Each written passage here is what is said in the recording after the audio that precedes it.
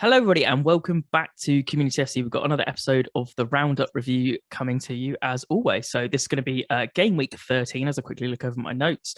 And for all the FPL managers out there, it's going to be episode 8 of the Roundup review. We're getting so close to those double digits. As we pointed out last week, time is absolutely flying. So let me introduce my guest as always. So we've got Rich. How you doing, mate? Not too bad, thanks, Aidan. How are you? Yeah, not too bad, mate. Not too bad. It's been an Brilliant. interesting week of football, and we've got a packed week coming. We've got midweek matches. It's Yes. coming thick and fast over the festive period, just like some mental weather conditions, which we will touch on. So I'm sure it's going to be probably quite a short episode because lots of the matches were either there was some like slog fest that weren't that exciting, and we won't we won't try and repeat too many points that we do every week on certain players. So we'll try and wrap it up a bit quicker this week, a bit more succinct in our points. So I've got a rough order. I will let you kick off on the first one, but the first one I've put is the Leicester Watford game. Cracking game.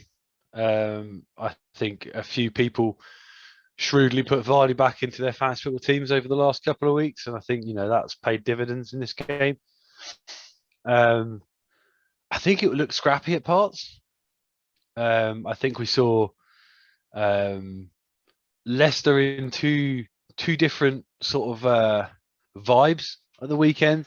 You saw that attacking spark and flair that you've come to expect from Leicester over the last couple of years. You also saw a little bit of dodgy defending as well. Fair play to Watford as well. I think they gave a good account of themselves. I think the scoreline maybe a little bit flattering. Shots fairly even between the two teams, and I think end of the day, Leicester were more clinical with their chances. I guess a special point out to the mistake from William Troost-Ekong. And that's, we all saw what the snow was like. Is that causing a problem? Is that, did he miss a shout? Snow coming down, can't hear very well. I've never played football in snow quite like that before. So what can you say? I used to play centre half, as you well know, Aidan, and from that I'd be clearing that.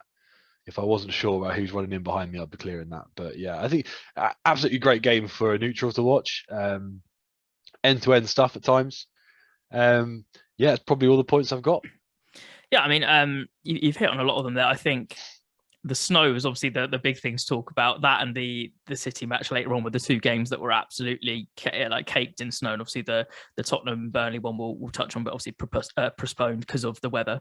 But yeah, like the King of Kong point, or King of Kong's his YouTube channel, Troost-Ekong, it was like you could say that. You could say it's the weather conditions. You could say all sorts of stuff. But in my opinion, it's half-assed either way. Like he almost like ducks under it. So he either thinks he's closer to the box than he is, which again could be the weather on the pitch, because you wouldn't normally make that mistake, or it's a shout and stuff. But yeah, like maybe in those conditions, if it is bad, as you said, you just do a Mick McCarthy and put in Rosette if you're not sure about what's going on there. So yeah, that is a mistake from him, and a bit of a shame really, because he's had really ups and downs recently. So he needs to get a good run of form on.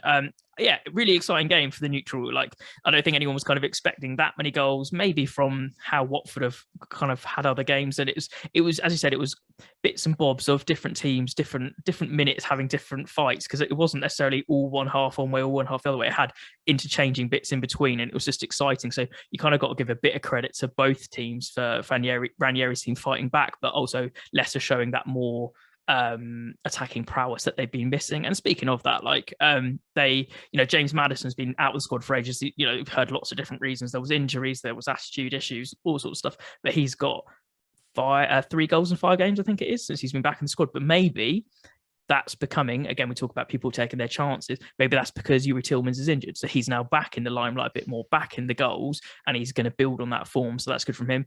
I mean, the Jamie Vardy, he's either hot or cold, as you said, people bringing him back. Maybe he'll feature in my team next week. You will see. Tried it once before, it didn't work. We'll see. But like when he's on form, he's on form. Like the little poked effort was beautiful from him. It's a classic. I don't want to use fox in a box because it is the Foxes, but it literally, the toe poke. But he's not doing that by accident. He's just a lethal clinical striker. So yeah, I think that. Yeah, it was a gifted goal from Maddison by Troost-Ekong. Obvious pen for number 2.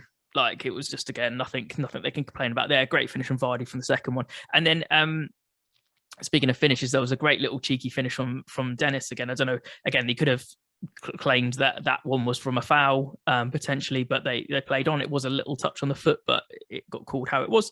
But yeah, I think that the main point of that, and like the City match we'll probably touch on again, was it the pitch as well really affecting it, because the new like winter ball wasn't very effective. I know they have another ball.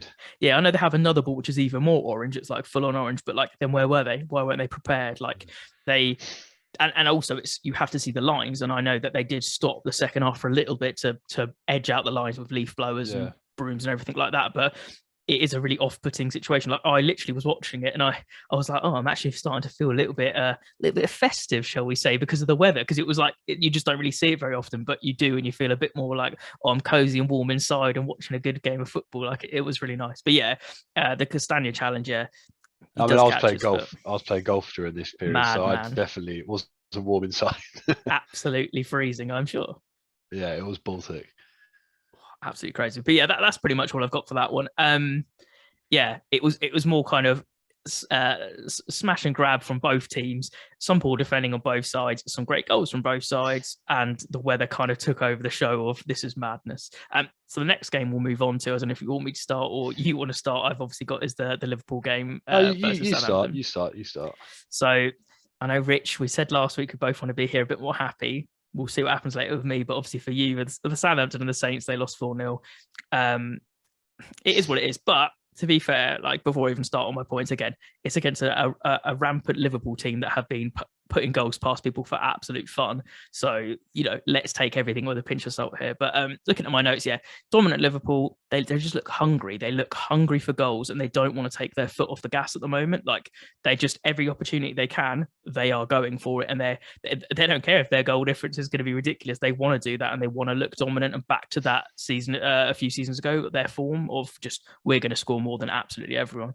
They always looked like they were going to score more, but they could have scored more, as another put a point down. Like the same against Chelsea a few weeks ago, scoring so early, everybody I think had the 9-0 or think, people were having worries on their mind, but they could have scored so many more opportunities. And speaking of someone who should have scored more opportunities, even though he played amazingly, was Diogo Jota. Because again, he had an absolute sublime game, but how he didn't score a hat-trick, I don't know. Like, he had 2 opportunities, I think, at the end to score, but that one where it crossed in and kind of came off him and he didn't really get his foot around it properly, that's the one where I'm like, that's your hat-trick, that's the opportunity.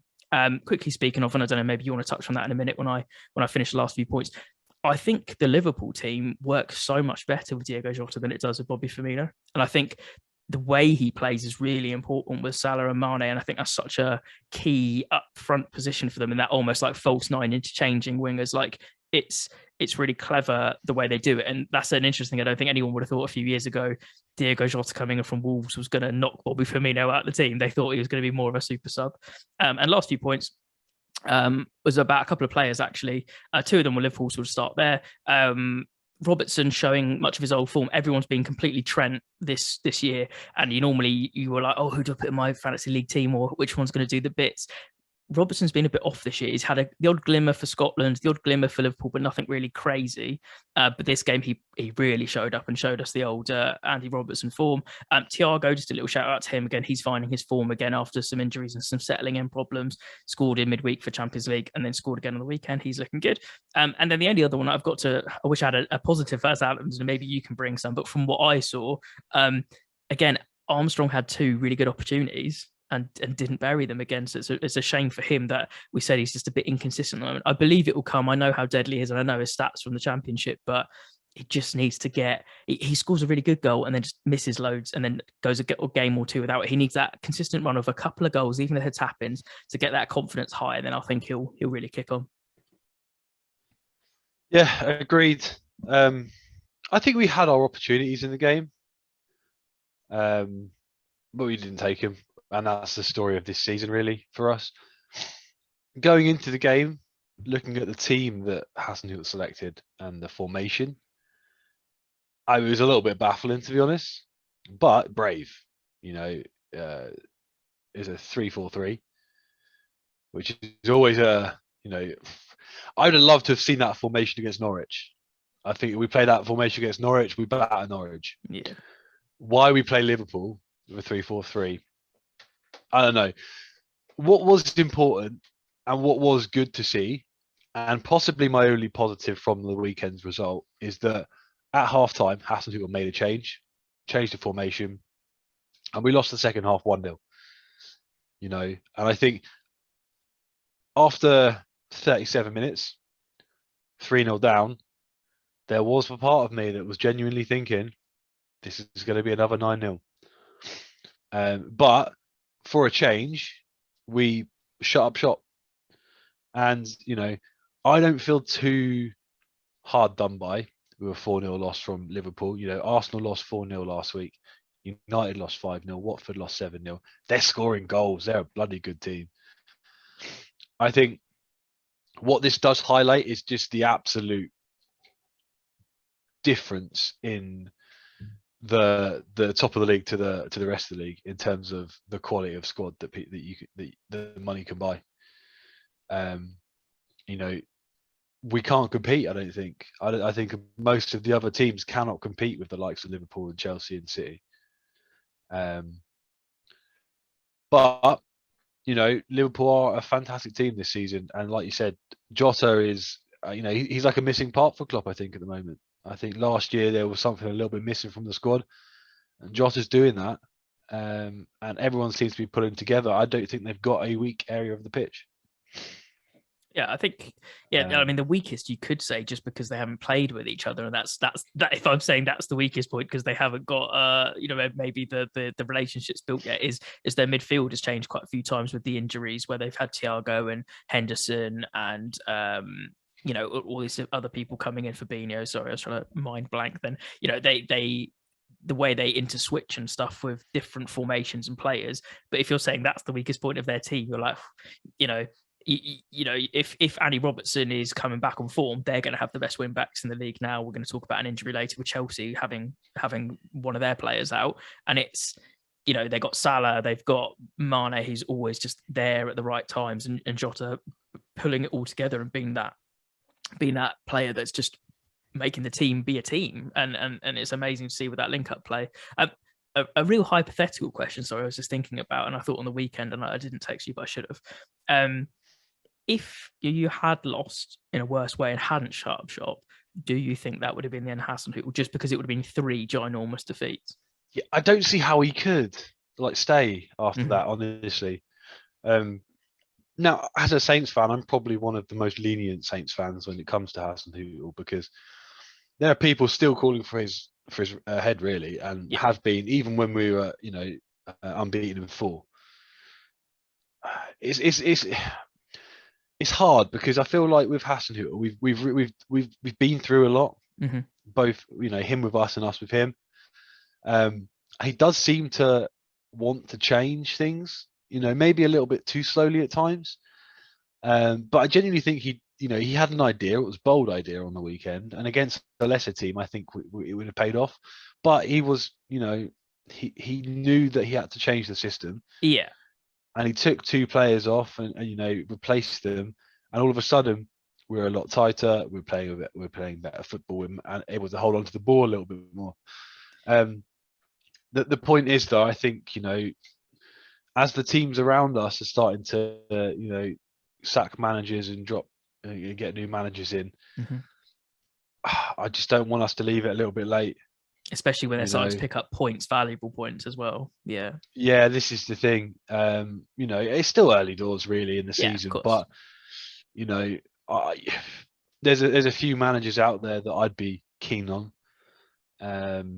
You know, interesting point. You know, Nuno. I think I'd love to have Nuno. I think he'd be a great shout, and Lampard as well. I'd take either one, I think. Yeah, and that wasn't me trying to start a Ralph out thing, because I think, as you said, I think he might have been ambitious, but maybe he did the 4-3-3 because he was trying to, in his mind, that would work to make them play more to the wings, or maybe he was like, maybe I can get their new midfield that aren't linking together as well. I don't know what his, as we said, we can't see into his head, but he tried something. But I think the main point for the Southampton fans is he recognised that early on compared to sometimes his late subs, and he changed it and he did shut up shop. So, there has to be credit due when you change that. And, as you said, you always kind of expected to lose anyway, and other teams have been battered even worse this season by them. So overall, he's done what he needs to do. So, but yeah, I mean, it's what it is. Like that was kind of to be expected. Next game we'll get on to is the City West Ham game, which actually I thought, from when I was looking at the fixtures, I thought this would have been what we got from the Leicester Watford game. I thought this would be really explosive with West Ham wanting to come back and City putting on a good performance as always. So City won 2-1. There was a lot more snow, as we saw. And one thing I thought was funny to point out quickly, was that as the commentators were pointing out, the City staff, they were clearing the end they were going to attack before the others. So that's where they started shifting all the snow, because they were like, let's give that the most opportunity. And I was like, so they were literally even getting into snow tactics here. But I was like, but you're going to, aren't you? If you're home and it's your stuff. Absolutely. And it's not like they didn't clear the whole pitch. I'm not saying that, because they obviously did clear the whole pitch, and they actually delayed the restart to go out and do it. And actually, it's crazy how you saw the pitch and it was like an absolute tundra, like frozen tundra, and then literally 5 minutes later you're like, oh, it's just a pitch under it again. So fair play to all the ground staff that kept up with all that stuff. And they were talking about on the commentary as well, there's some interesting conversations going on about under pitch heating, because apparently it's a misleading title and it's all to do with other stuff. And I was like, all right, well whatever it is, if we're going to start having more harsh winters consistently, then that is something that's going to be looked at, or there's going to be a lot of postponed games coming out. I don't have too much to talk about this game, really. As we say about City every week, it's kind of them just getting on with business. A few players to point out, the goal, the Fernandinho goal, was a really great team goal. It reminded me of the old Arsenal style of the tiki-taka, the perfect play around, and actually a great finish from Fernandinho. I think it was his first goal in 3 years. So, fair play to him. Speaking of, good goals from a completely different reason, obviously Lanzini getting a consolation goal was a bit of a stunner. Edison, no chance off the woodwork, and he's never getting to that. And my last kind of shout out before I pass it over to you, if you've got anything else to add, was just fair play to Aaron Cresswell, his defending when he, I don't know whether it was going to hit the post or maybe just go wide, but he doesn't know that, and he put some very brave defending on to put his body on the line, and literally couldn't have hit a worse place to hit it's coccyx, the bottom of his back on the post. That must have bloody hurt, and you don't want it to be that temperature having an injury like that too. So, brave defending, and that's what you expect, but not what you want to see. Yeah, I don't have an awful lot more to add to that, to be honest. It was, like you say, it was a fairly open and closed game. You'd say fair play to West Ham for pulling one back again. Lanzini, absolutely fantastic goal. He only scores bangers though, doesn't he, Lanzini? He always comes on and scores bangers. Every time United play him and he comes on the pitch, I'm like, please don't. Because I remember him scoring a screamer 2 years ago, and you just think it's going to happen. So I'm like, stay away. But yeah, I mean, this was City's game, really, wasn't it? Let's be honest. They had 70% possession. They had nearly 20 shots, I think. And, it's some outrageous stats, really. Yeah. And West Ham are always going to go up there and try and hit him on the break. Antonio, I think, had a few opportunities to get him. Yeah, side netting, quite a few good ones. Yeah. Yeah, I mean, the thing is, this City team, they've got some phenomenal defenders. Ruben Diaz, Cancelo. You're gonna struggle to get past them, on a good day. And I think, David Moyes said after the game that he was hoping that the snow would sort of throw City off their game. Mm-hmm. I think it threw West Ham off their game, to be honest. So that wasn't the same West Ham we've seen this season. Yeah, and I think so. And I think there's a lot of factors there with, playing away, and they did have some good chances. They maybe didn't go into some frustration. Like Antonio hasn't scored in like however many games now, when he had obviously such a hot start of like 5 goals. So a couple of things just went against them. The only thing I will say on the snow thing was, like the Leicester game when it was so bad and had to be clear of the lines, I would say the last like 5-10 minutes of that first half probably should have been stopped, because I couldn't see the lines on the TV. So if that's how it is on there, it probably is the same on the pitch. So something to maybe review as well. But like, 2-1 isn't a bad result for West Ham at all. Like they gave it a go. Yes, it's a consolation prize, but again, you're going to City, going to the Etihad, apart from Crystal Palace, which is a one-off, and it is what it is. Like, most teams aren't really going to get anything from there. So it is what it is. Next game we move on to was the Palace Villa game. Now, this was a really interesting one on the surface of it, because it was obviously Vieira versus Gerrard, new managers coming in, ex-players, and all that kind of stuff. Do you want to kick off on this one? Yeah, it's another one of those. I swear Villa only play games where where all the goals happen in the last 10 minutes. I think they were good for the win. Matty Targett's ex-Saints lad. Always like to see him well. He took his goal, great, from the corner, and I think it was just pretty much game management. Switched off slightly at the end. Palace only able to really nick a consolation goal. As you can see, like you look in the stats, Villa go 1-0 up after 15 minutes, and then Palace just piling on the pressure. I think that there was a slew of chances that Palace missed. Mm-hmm. I think I don't know why Edouard isn't starting. Yeah, me honestly. I think he is better than Benteke. I think Vieira seems to really like Benteke, and as we discussed last week, he seems to get the best out of him. But I'm like, maybe they're using Edouard as maybe the plan B. But as you said, like on an out and out finishing perspective, he seems to be much more of a predator than Benteke in the box. Yeah, absolutely. I think Benteke missed a few chances. I think that Edouard would have had a better opportunity. And the thing is, as a striker, you should be hitting the target. You should be forcing the keeper to make a save. You shouldn't be missing the target. I just don't know that Benteke is that good anymore. I think that I would have taken Edouard over, and I think that might have been a slightly different game.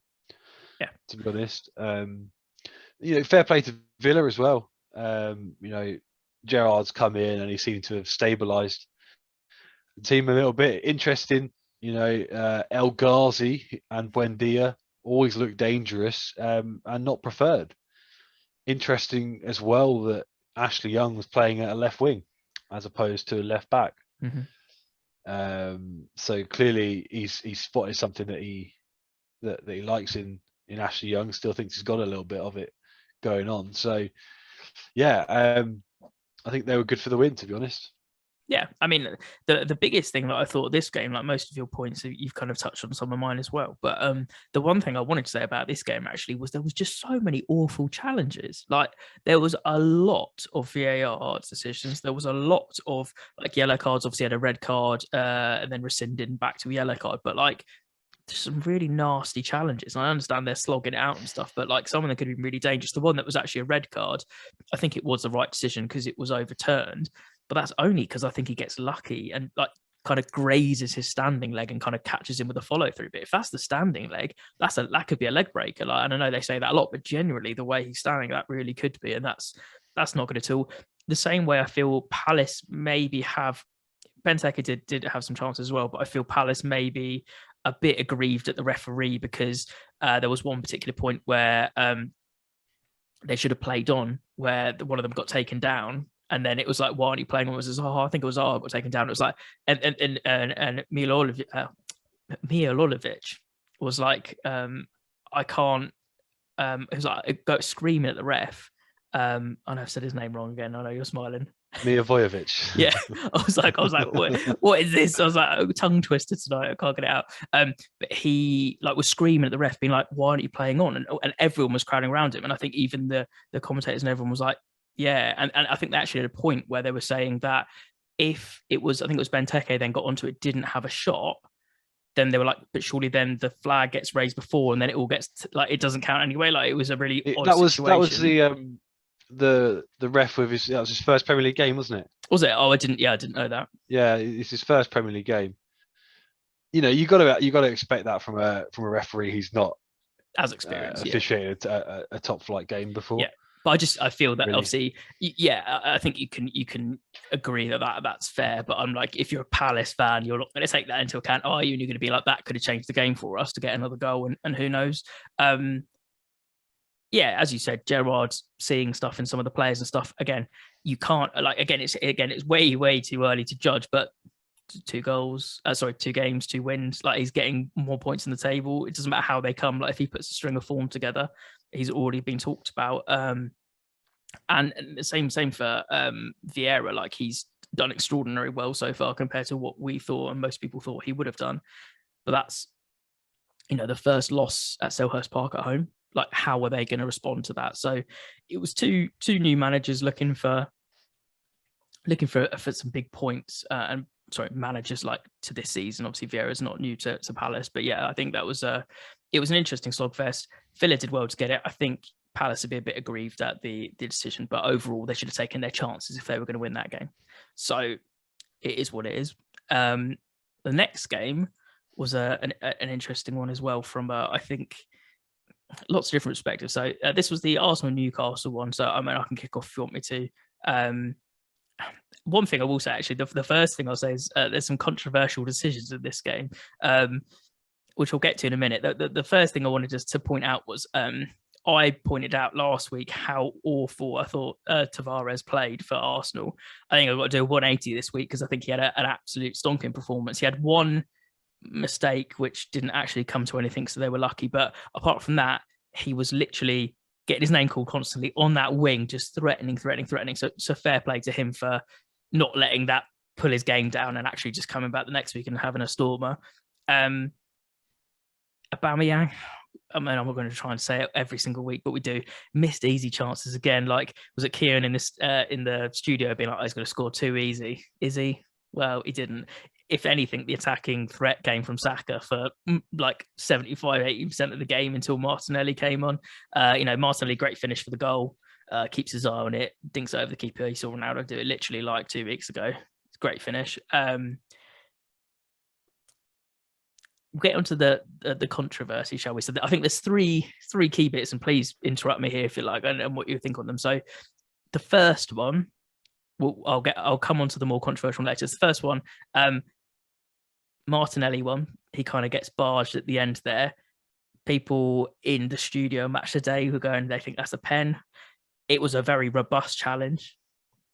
Could have gone either way, one of them. I don't know what your thought was on that one.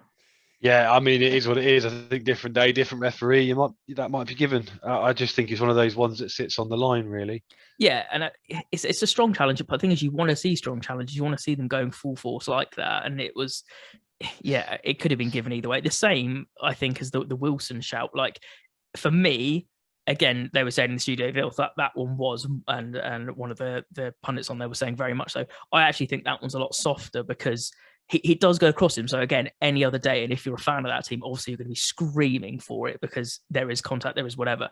But I think it's just the way he goes. Callum Wilson's a big, strong lad. Like he does take a tumble maybe a little bit too easily, and then refs get swayed by that a little bit. But again, absolutely could be given another day. And so, we can't say either way, I don't think. The biggest one I want to get your opinion on, and I'll say my opinion first, and then we can just have a little debate quickly. So the Odegaard one, when he's in the box, right, for the corner comes in and he literally drags him down.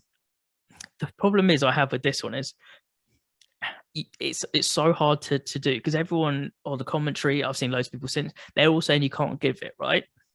And if you give ones like that, you're going to be giving penalties every week. I do agree with that. So there is some sentiment in that, right? And I know that's not the letter of the law because then they should all be given, etc. The reason I have a problem with this particular one is because he's not even looking anywhere near the ball. He literally is looking at the guy and literally like half runs around him and is completely dragging him. If you're doing that, you're not playing football. You're literally wrestling, aren't you? Yeah, I think this happens too frequently, to be honest, because I thought a few years ago they brought in rules to stop this. Mm-hmm. and it happens all the time. Yeah. Yes, Always Maguire see did it a few weeks players. ago. Yeah. Yeah, always see players. Both for Southampton and against Southampton, for other teams in the league. I always see, battles, lively battles in the penalty area from a corner or a free kick, holding on, dragging, pulling shirts. We saw it a couple of weeks ago, Southampton versus Aston Villa, didn't we? We saw Hmm. just that slight pull of the shirt, stopping. I think it was Mings at the time, getting ahead on the ball. Yeah. Not giving then, not giving here.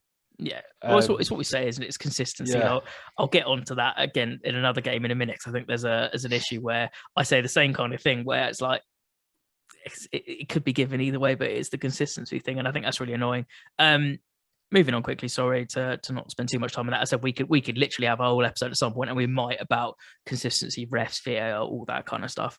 But the only other thing I've got to say kind of was maybe Arsenal were going to score more. I thought a lot of people would definitely bet on them to batter them more. But it's 2-0 still a great result. And actually the last kind of point I have is more about Newcastle itself, because Newcastle, in my opinion, are looking very doomed at this point. Like, they need a win and they need it fast. They need 3 points. And, they're already 6 points from safety, but that gap's only going to get bigger. Like, yeah, I mean, we say it every most weeks, but I do want to see them get relegated just because they've got the money now. And I think that they should. I mean, the reports are this week that they're preparing to offer Ousmane Dembele a £94 million package. I've seen so many rumors. Like, Yeah, I heard the Mbappe one put out again. I think it was by the Express or someone ridiculous.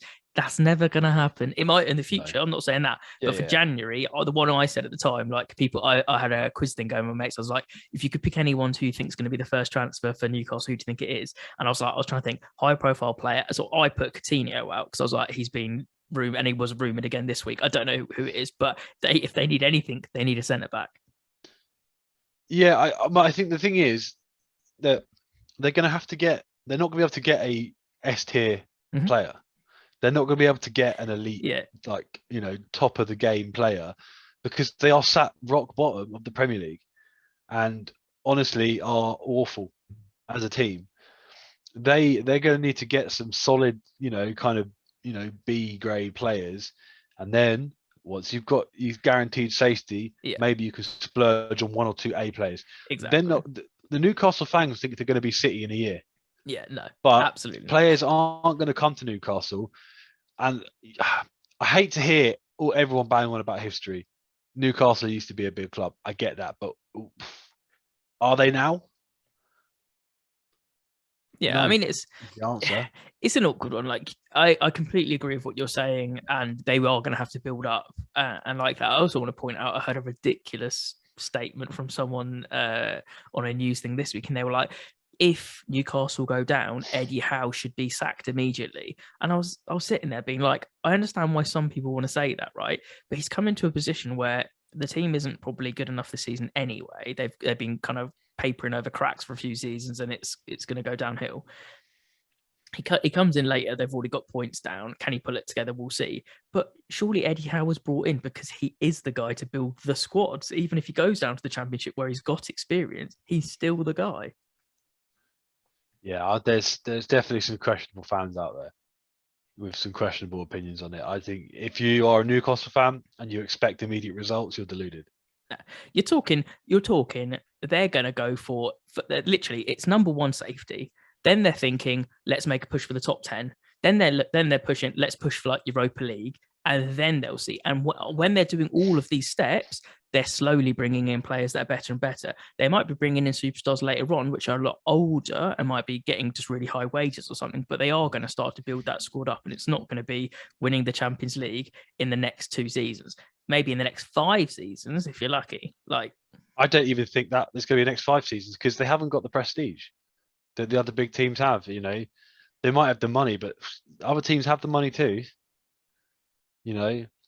If you think financial fair play says that they've got £200 million to spend, Aston Villa spent £100 million. Yeah. is, that team's nowhere near good enough for a Europa League. You're going to spend 200 million. And arguably, that Newcastle team is a hell of a lot worse than that Aston Villa team. A hell of a lot worse. Yeah, no, I totally. I don't think there's. I think there's maybe one or two players you keep in that squad. Yeah, I don't think there's many. Like you keep. I think they'll keep lots of them for the few years because they need the squad and the spine, and obviously you need people that know the club and love the club in that sense. That you have to build on top of that. But yeah, if you're talking like first team players, yeah, they've got a couple, maybe 3, 4 max. Sorry, was there anything else you want to add to that game before I jump on to the next one? No, yeah, you've probably covered all the points. It was cut and dry. It was poor Newcastle. I think if Arsenal had a prolific striker, they would have sunk a lot more. Absolutely. 24 shots, only 6 of them on target.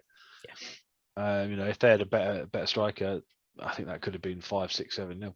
Yeah, I totally agree.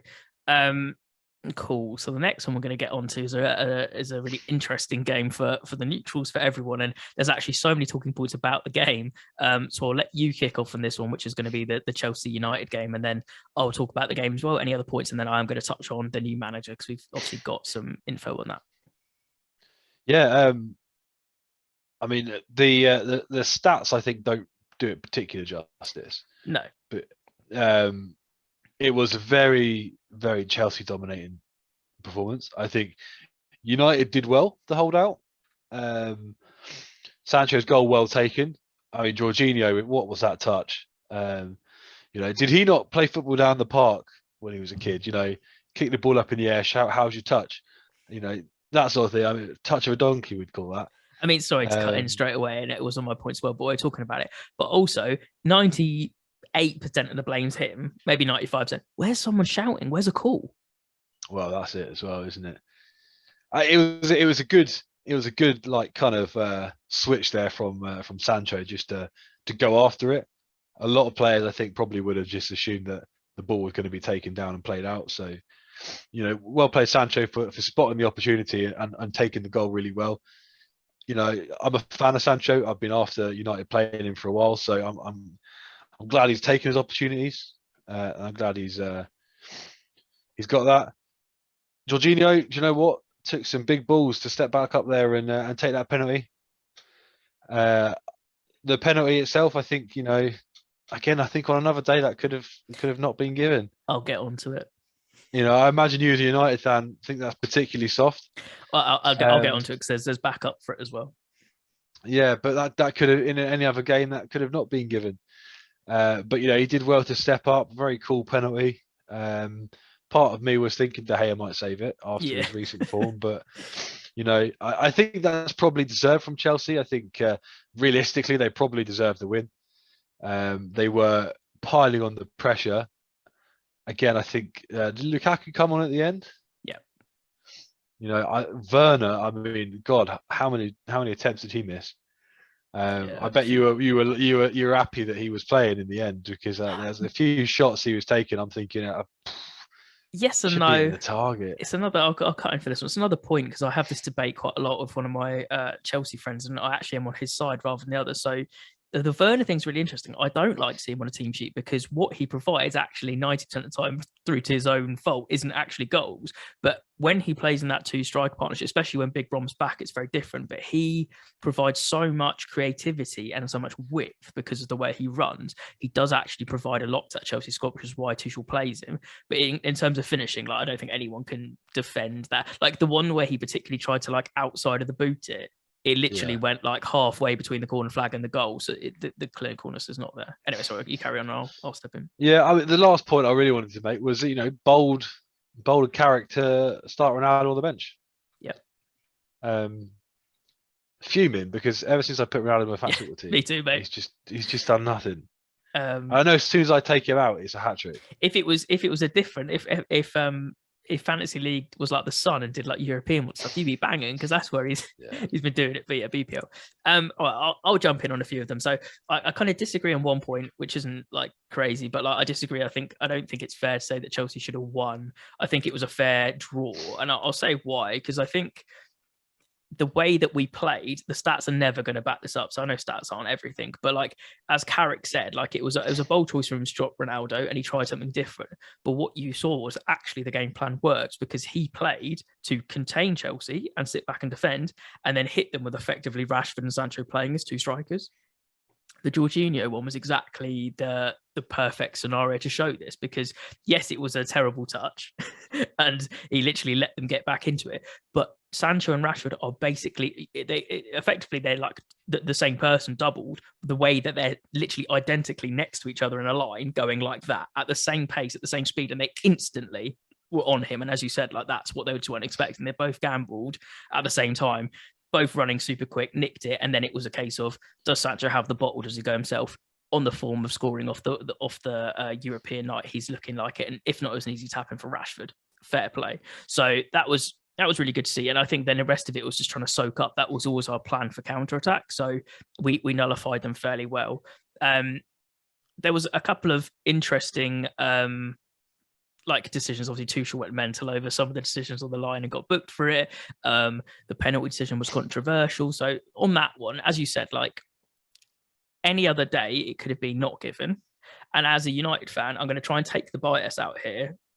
Like as a football fan, it can be given, and I see it as a foul. And taking my non-United bias off, I would give that a foul. The issue I have, I'm not saying it's not a foul, I'm saying it is a foul, but the issue that I have is literally 2 seasons ago, I think it was 2 seasons, Martial, and this is what hurts more, is against Chelsea, does the exact same thing, and he gets his ankle kicked below him. We get nothing. So it's like the exact situation against the exact team, and you don't get anything. That's what pisses me off, because it's like, if they both were given, then it's a foul. But and that's my problem. So I was like, it is a foul, but it's annoying to see because of the history with it. The same way you said about Jorginho, like redeeming himself and having the stones, I will actually shout out Wan-Bissaka did a really important block as well, where it literally came out of nowhere behind him and just stuck his right foot at it. So I think both of them, fair play to them for making a mistake and also rectifying a mistake with a big challenge. So that takes a lot of character as well. Rudiger, I thought he had a really good game. Again, he provided so much in the attack. Like first half, he had an unbelievable shot as well. And then obviously actually probably should have won it. Like that was the only other opportunity. I was like, they should have won it at the end there if he didn't absolutely sky it over. And he was getting in everyone's faces, trying to start issues of certain people. Like he was the kind of captain doing his job as he should. But players for us that were doing the job that they should. I thought actually McTominay had a really good game again. I think he was man of the match actually from Sky, but he, like we said last week, sometimes goes in a bit. He goes in 110% all the time, and sometimes that's reckless. And when he got the yellow card earlier, I was like, "Oh, Scotty, please don't." But he didn't. He kept his cool, and yeah, he did have a few other challenges after that, where some Chelsea, if you were a really biased Chelsea fan, might be going, "Oh, absolutely should be." Everybody does that when they're sent like close to it. He didn't do anything too bad to get the extra yellow to be sent off. I think that would have ruined the game from a neutral and everything perspective there. Fred, so the Fred, I think Fred as a total had a really good game as well. Fred had a blinder of a game. The only reason that Fred was getting any criticism is because, like Rudiger, he had an opportunity where it kind of came out from the Mendy mistake, and he's like trying to do that. Like he's like, I saw Ronaldo do it a few weeks ago. I'll just knock it. No, like I understand that Ronaldo and Rashford both ran in harder places to get, but just hold it up if you think that's the case. Like Mendy's out of position, you maybe could have done it. So that was another good opportunity for United to get something out of it. But overall, McFred played really well after their criticism, and so did Matic actually in the midfield. And we kind of went to a back six at the point as well. And Matic and Scott played really well there. The only other ones I kind of had to go on for the game was Ronaldo benched. Like it is a big thing.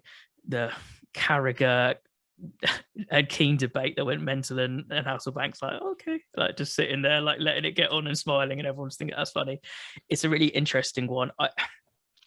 You are going to start Ronaldo 99.9% of the time, but if Carrick had literally explained the situation and gone, this is what we're going to hit him with, he's the manager for the time being, and that is his decision. And actually, it paid off. Like fair play to him doing that, and it's a really ballsy move.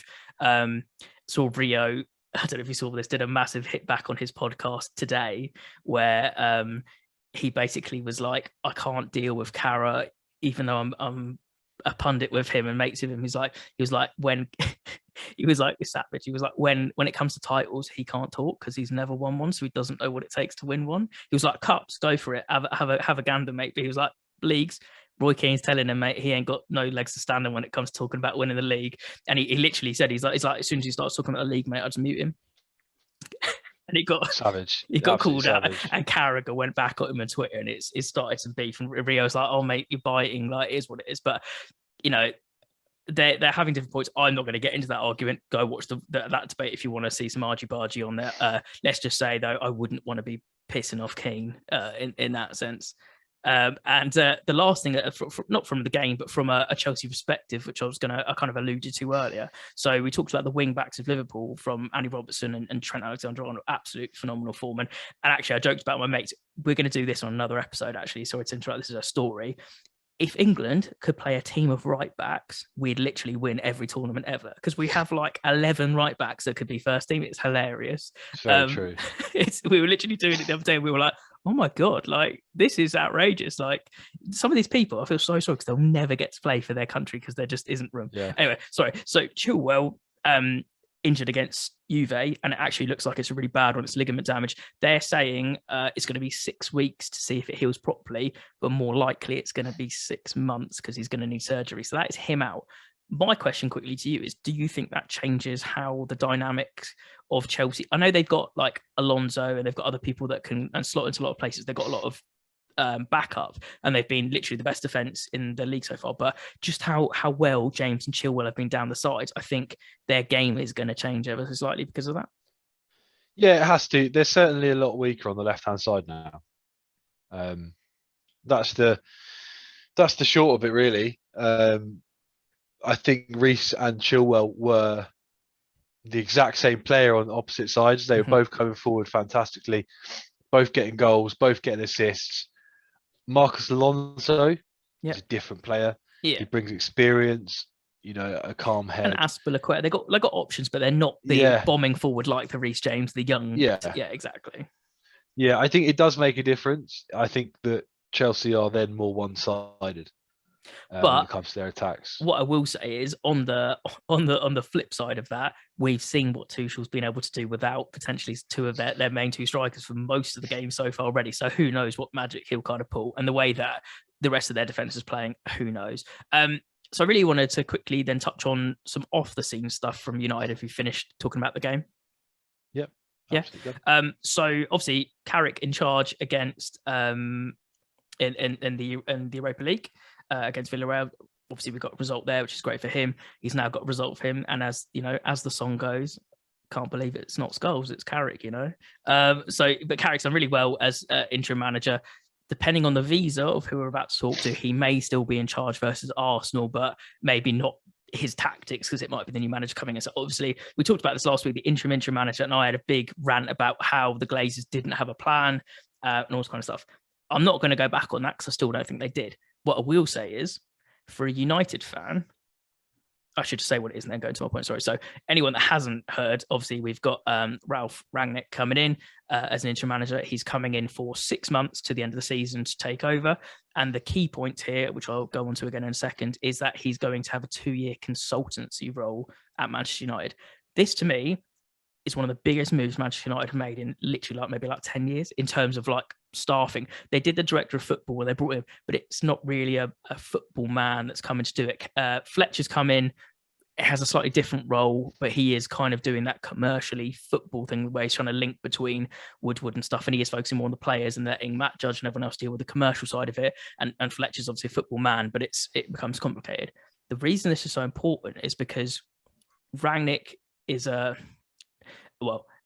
has been thrown around the press. He basically is like the godfather of football, is how they keep naming him and seeing him. And some of it's true, some of it's not. Like they're saying he invented the gegenpress. He didn't, but he's like the main adopter of it and the main philosopher that pushed it forward and stuff. So the pressing football and all that kind of stuff. But what's more exciting for me is, I'll get onto him again in a bit more in a minute, but is more the philosophy that he's going to bring. He is going to change the way we play, but he's going to change everything about the club, because he turned down the initial approach and was like, I need control and I want to be here for 2 years. I need aspects differently. I'm bringing in a video assistant coach. I'm bringing in all this kind of stuff, which apparently the video assistant coach wanted anyway. It works out. That's fine. But what he's going to do is he's going to be there to put the philosophy and get them working harder, get them working as a team.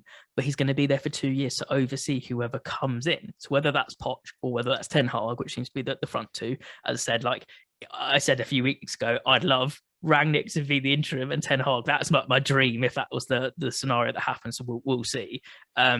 But he's going to, from the inside, look at Fletch, look at Carrick, look at Phelan, look at everyone, look at the board, look at the staff, and he's going to make sure that if they're not doing their jobs properly, he's probably going to advise that they're not there going forward. So he's going to, in terms of like rooting out Deadwood in squads, he's going to root out Deadwood in the club. Like, so that's huge for us. And then he'll oversee his tactics. Does that work on the owners too? We can only wish. I think, he's going to bring a definite different style of football. He's very much pressing. Everyone's then gone on to instantly talking, well, Ronaldo doesn't press. Is he not going to play? He never pressed. Rio pointed this out earlier. He didn't press when he was playing on the wing. Like, he never has. And they had, Hargreaves and Fletch and everyone else. They knew that their job was to cover because he ain't coming back. So I don't think any manager in the world is going to come in and be like, well, I play counter-attacking and pressing football, so we're not going to play Ronaldo. That's just not going to happen, is it? Like, let's be real. The team's just going to be done around him. Everyone's pretending to be like they know everything about Rangnick. I knew some bits about him, but not tons. And obviously heard some more. I've seen some more team talks and stuff, which is great. There's an amazing one where like turns off the lights and gets more amped and stuff. He's very technical, and as I said, apparently he's already got footage. He already requested footage of United training sessions to be like, I'm reviewing it already before I even get in the club. And then the assistant, video assistant, like droning and all that kind of stuff to look at shapes and all that kind of stuff. That is very much him. I'm excited because it's going to be the way we like to play, like pressing, winning the ball back, fighting for it, running till your lungs burst, and playing good counter-attacking football. And then for people that don't know him, I think one of the biggest things to point out, because people are like, oh, well, what's the difference between him and whoever, like some other options coming in. One, he has a fantastic football philosophy. Two, some of the players that he has brought in and made them big time, half of them are in the Premier League right now. We're looking at like Timo Werner and all these kind of people that he picked up for literally like nothing, for like, you're talking like 500 grand. I know it's not nothing for some clubs, but for lots of other clubs, and made them into 80 million pound players kind of thing, which is crazy. So he might even have an influence on that. But three, I think that the biggest thing that he's going to bring is that solidarity and that teamwork together. He's going to make us play the way that we should be playing, and that can't be looked aside. People were comparing him to being like, oh, well, you could bring in like Nuno or someone and it's going to do that. Rangnick has a different approach to football, and it doesn't matter. It's not necessarily about the money with United, and that's why I think it could work so well with the money. Like, he has taken, like, RB Leipzig, he took them from the 4th league in Germany to the Champions League semi-final. That's outrageous. Like, that's the kind of journey he did. The same he with Schalke. Like, he took them from a lower league into another league, and that's the point. It's transforming that team and making them into that kind of that teamwork and into that philosophy of we're going to play this way, and it does work out.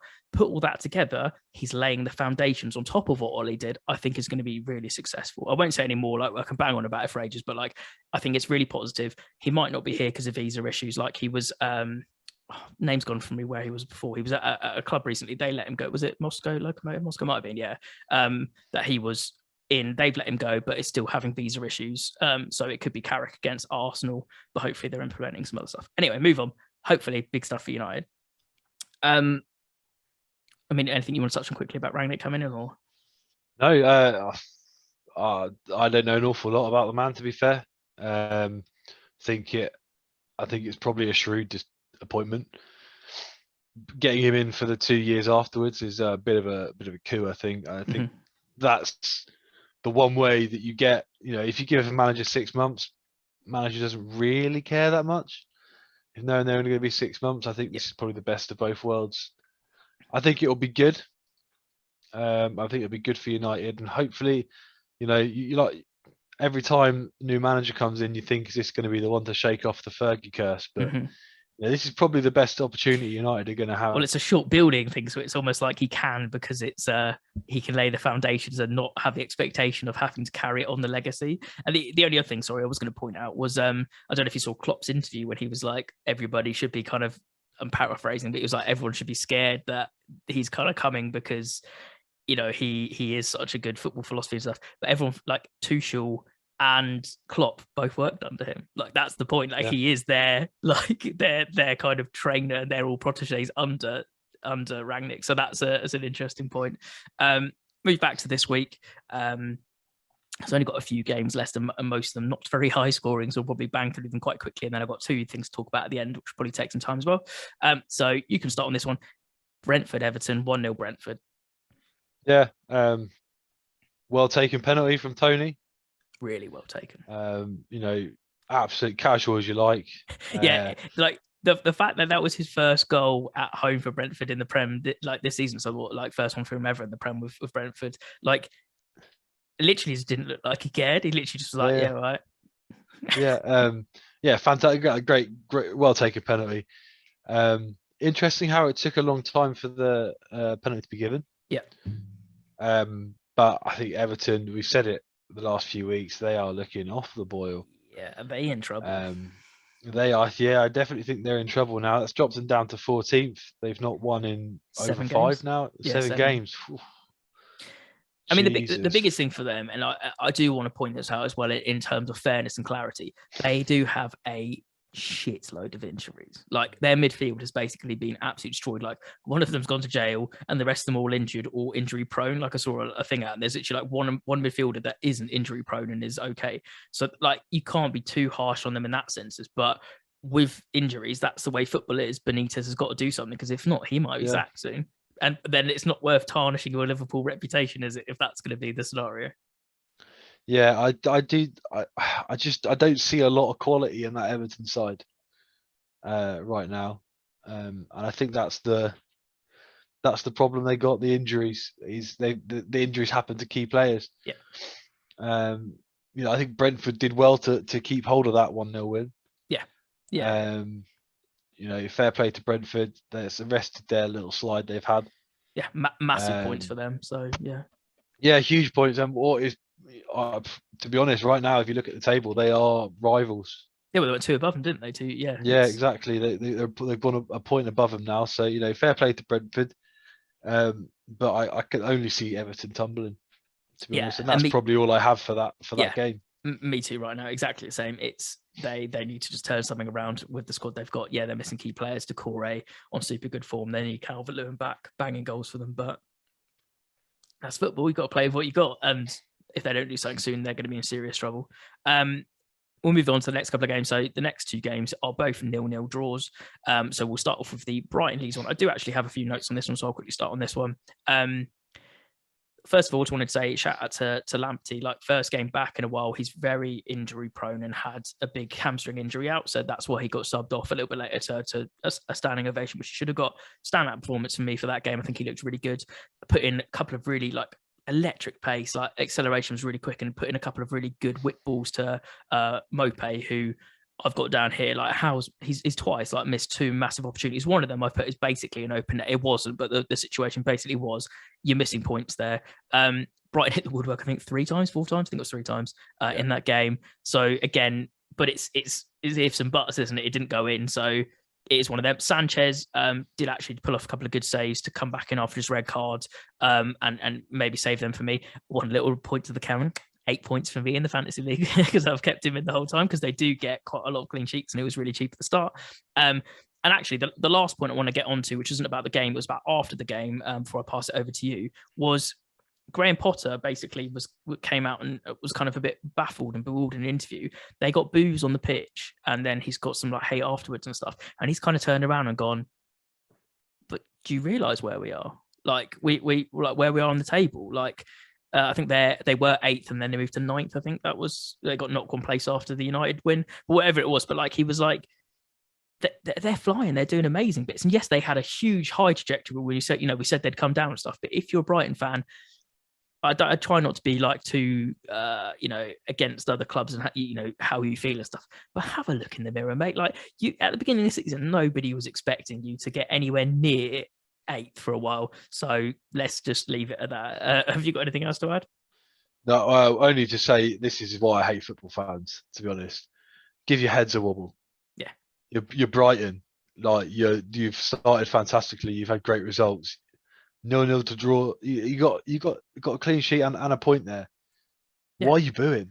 Yeah, exactly. You know? Like it's, and Leeds can be a tricky team and stuff. And if you weren't having such a good run, you were saying they'd be the people that you'd be hoping to get a draw off, or you'd be hoping that you're fighting against them for points. So last season, you'd be happy taking the 0-0 draw against Leeds. I think exactly. And talking of Leeds, they're just missing Patrick Bamford so much. I think huge.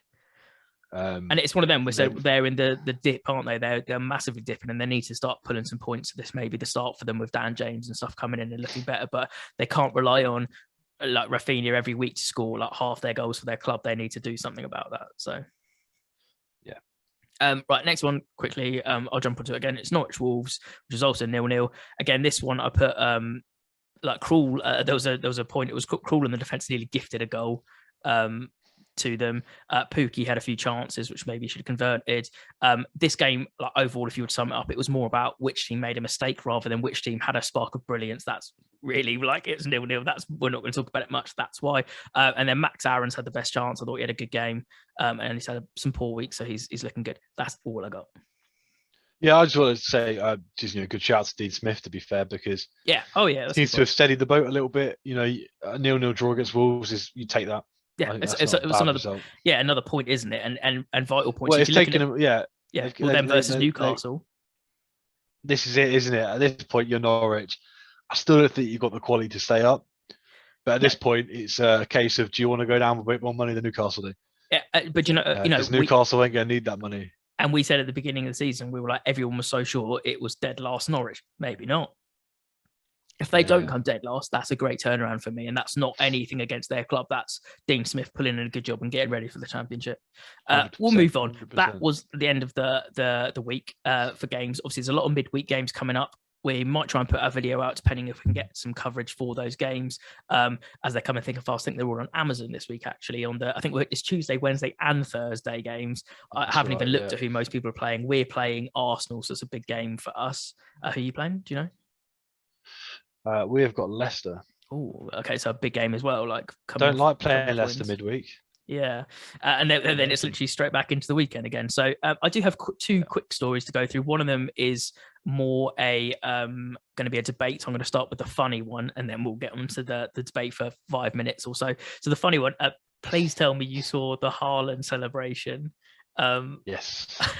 Over the weekend, where he scored again. He's now 50 goals in 50 Bundesliga games after he came back from injury and celebrated. And there was a fan of the opposition in the stands that was not happy and did a gesture back to him. He thought it was hysterical, and he was like, "That's why I love football," and it was amazing. And someone even made like a pixel art picture of it. He's like, "Love this." So I was like, Haaland's a bit of a lad having some banter with that, but that was good, super funny. And the last thing I want to get onto, so again, it's going to be like a 5-10 minutes of discussing, like, as we're recording this right now, it should be announced in like an hour if it hasn't been already. It's the Ballon d'Or tonight. And I thought it would be an interesting scenario to talk about it. For anybody that hasn't seen, again, it could change. It could be completely wrong, could be fake. But apparently 3 days ago, it was leaked that Lionel Messi has won yet again. And when people like Patrice Evra and stuff are, celebrating a couple of days early on there and saying congratulations and stuff on Twitter, I think it's probably from a legit source.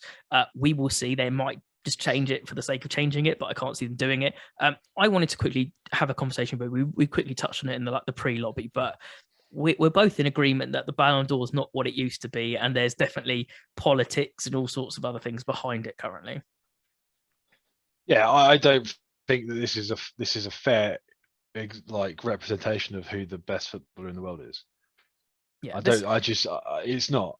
Yeah, there's so many different factors which make it annoying for me. Like, I'll quickly throw this out and then we'll talk about who we'd potentially pick and why. But I was having this debate the other day with a friend about Messi, and he is he's more in the Messi's the greatest player of all time, and that's not a debate for here.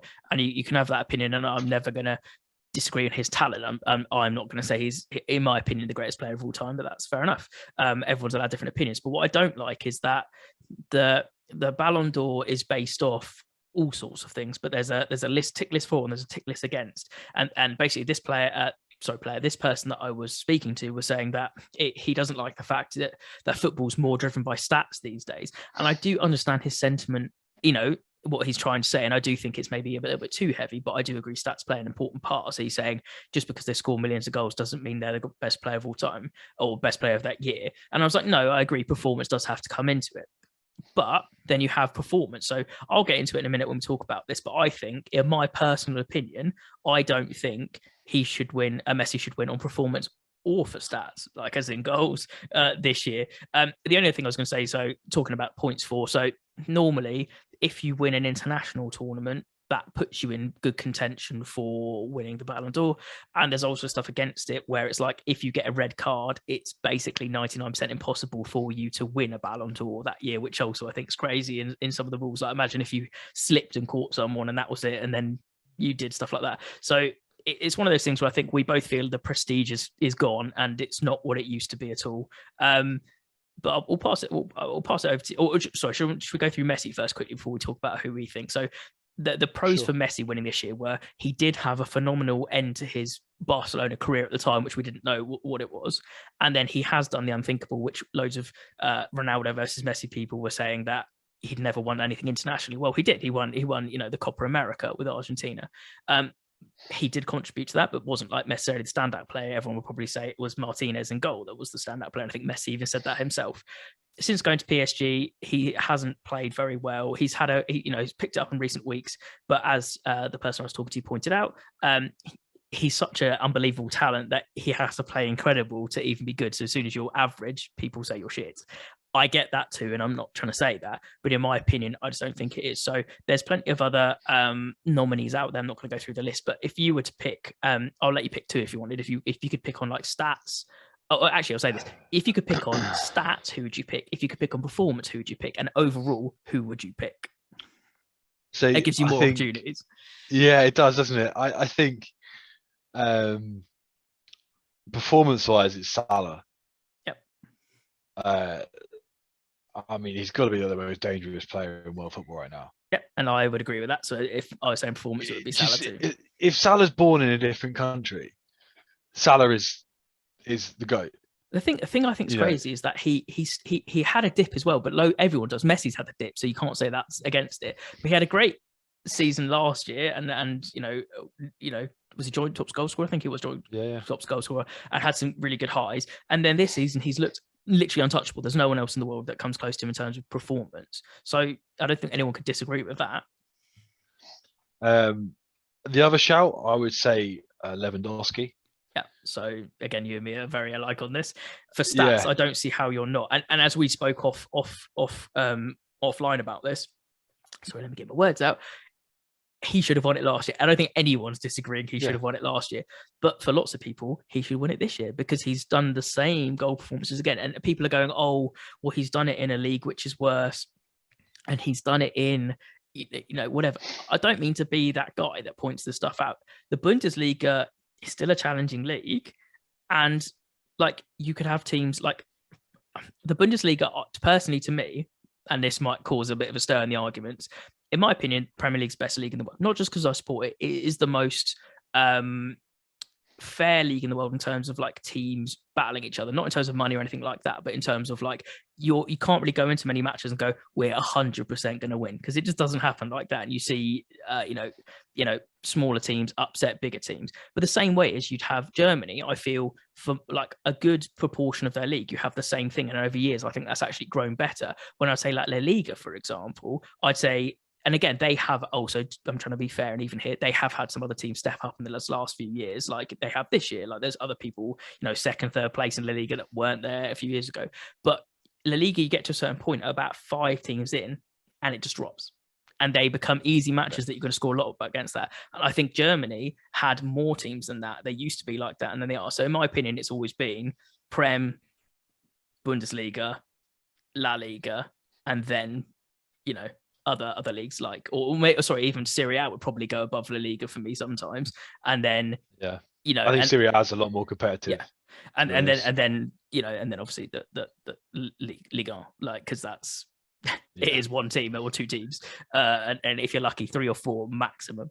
But yeah, so we'll carry on. So like, if it like honourable shout outs, I think Benzema's up there this year. I think he could be yeah, great.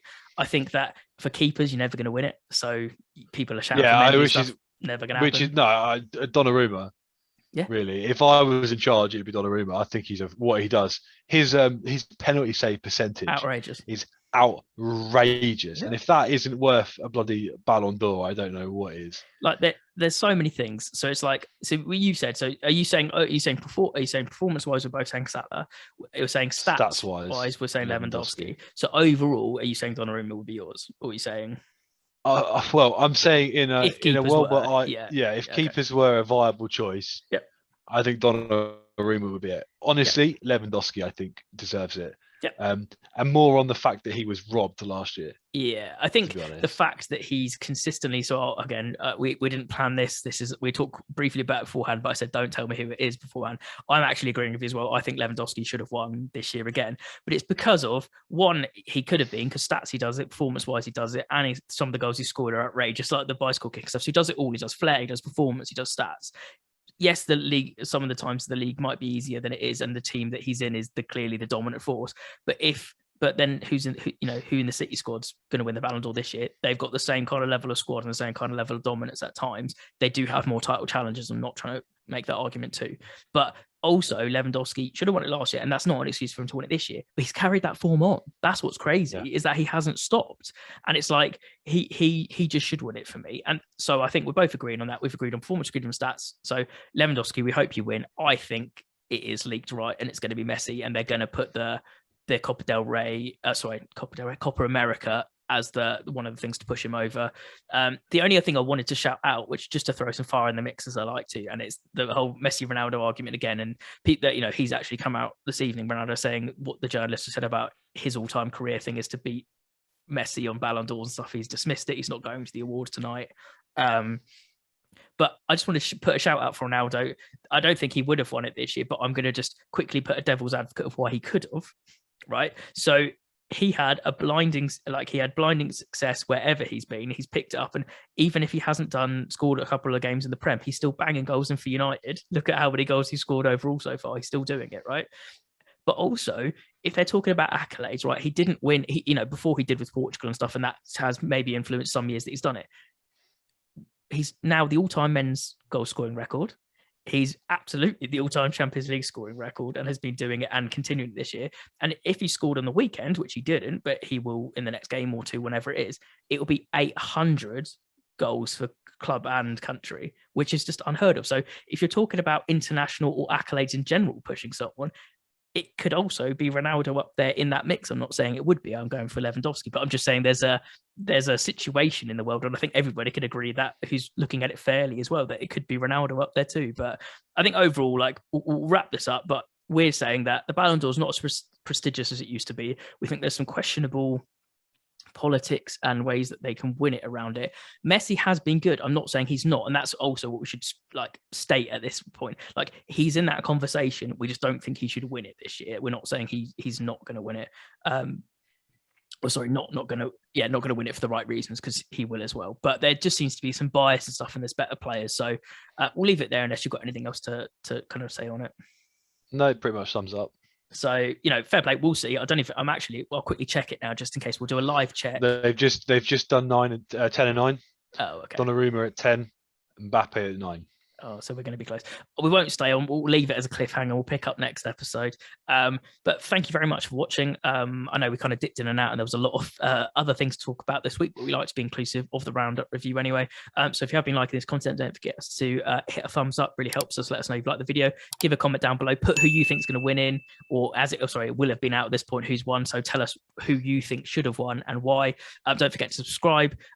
Because then you can see all the content we've got coming for you. You've got some fun stuff coming, all kinds of Roundup review. We're going to have another My Club coming very soon. It might not be this week because we've got potentially another Roundup review, but we've got an interesting club, and it's not a Premier League club, which is going to change the mold a little bit. So that'd be interesting. And hit that notification bell because then you get notified every time we put a video out. So I just want to say thank you very much, Rich, for coming on again as always. Thanks for having me as always. That's been some football this week, some crazy results, some snow. Has kind of dominated the headlines, but let's see what happens in midweek matches. And if not, we'll be back again very soon with midweek or straight into the weekend again. So football is coming thick and fast at this time of year. Thank you very much for watching again, and we will see you all very soon. Thanks for watching.